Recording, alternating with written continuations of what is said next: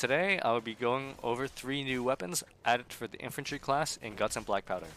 First will be the rifle, which will cost 400 francs.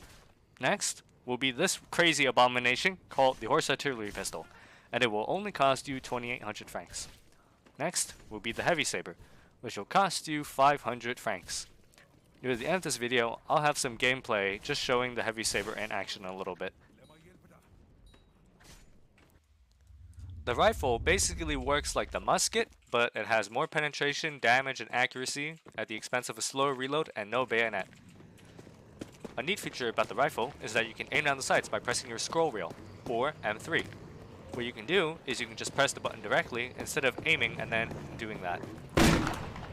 It has a longer reload, so I would only really recommend using this during the endless difficulty, when you need that penetration and damage, but not so much the reload speed.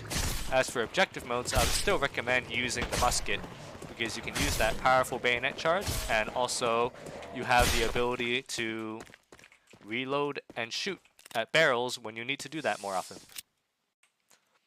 The horse artillery pistol is basically a strong double barrel pistol, but for the infantryman class. So you can choose to fire 2 shots at once or 1 shot at a time.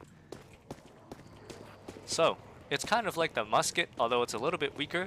However, I would still recommend using the horse artillery pistol over the musket because the loss of firepower can be compensated for by firing 2 shots at once.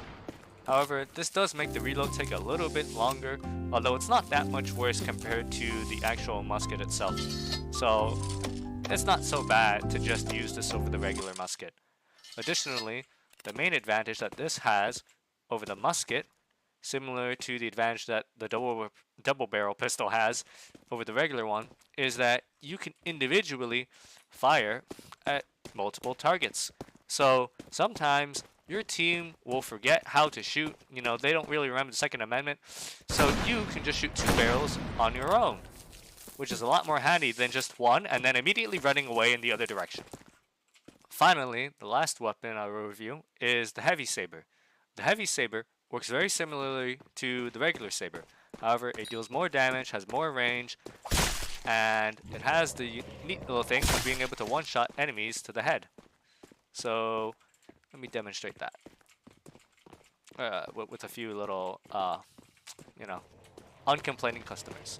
So the easiest way to get the one-shots is to just look at the enemy in first person and do a thrust. This is very effective.